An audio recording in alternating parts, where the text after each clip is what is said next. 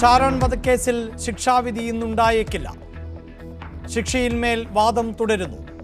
വിധി പറയുന്നത് തിങ്കളാഴ്ചയെന്ന് സൂചന. ഗ്രീഷ്മയെ കോടതിയിലെത്തിച്ചു. പരമാവധി ശിക്ഷ ലഭിക്കുമെന്ന പ്രതീക്ഷയിൽ ഷാരോണിന്റെ കുടുംബം.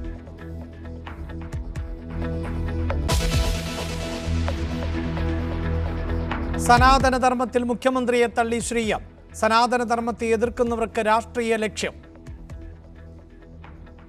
മനസ്സിലാവാത്തതുകൊണ്ടാണ്, അറിവില്ലായ്മ കൊണ്ട് പറയുന്നതാണ് ഇതെല്ലാം.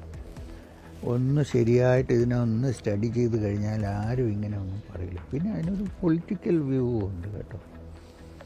ഈ പോളിറ്റിക്സും റിലിജനും സ്പിരിച്വാലിറ്റിയും ചേരുമ്പോഴാണ് വലിയ പ്രശ്നങ്ങളുണ്ടാകുന്നത്. യോഗ പഠിക്കുന്ന CPIM പ്രവർത്തകർ ധ്യാനത്തിലേക്ക് വരും. കേരളത്തിൽ BJP മുന്നോട്ട് വരാത്തത് തമ്മിലടി കൊണ്ടെന്നും ശ്രീയം ന്യൂസ് 18നോട്. ബ്രൂവറി വിവാദം സർക്കാരിനെതിരെ ആയുധമാക്കി പ്രതിപക്ഷം. ഡൽഹി മദ്യനയ അഴിമതിയിൽ ഉൾപ്പെട്ട കമ്പനിയെ മന്ത്രി ന്യായീകരിക്കുന്നു. മദ്യനയത്തിൽ സർക്കാർ നിലപാട് വ്യക്തമാക്കണം. ചെന്നിത്തലയുമായി തർക്കമില്ലെന്നും VD സതീശൻ.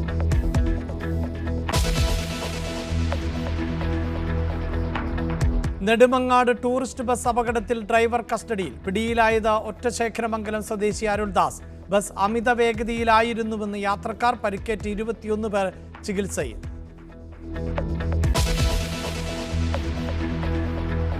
ഹണി റോസിന്റെ പരാതിയിൽ രാഹുൽ ഈശ്വറിനെതിരെ നടപടിയുണ്ടാകില്ല. കേസെടുക്കാനുള്ള വകുപ്പില്ലെന്ന് പോലീസിന് നിയമോപദേശം. പോലീസ് തീരുമാനത്തിൽ സന്തോഷമെന്ന് രാഹുൽ ഈശ്വർ.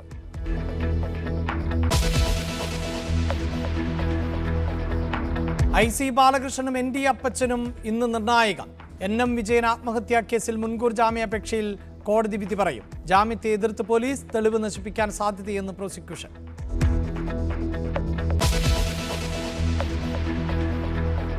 നബീസയെ ബലം പ്രയോഗിച്ച് വിഷം കുടിപ്പിച്ചു കൊന്ന കേസിൽ ശിക്ഷയെന്ത്? പേരക്കുട്ടിയും ഭാര്യയും കുറ്റക്കാരെന്ന് കോടതി. ബഷീറിനും ഫസീലയ്ക്കുമുള്ള ശിക്ഷ മണ്ണാർക്കാട് കോടതി ഇന്ന് വിധിക്കും.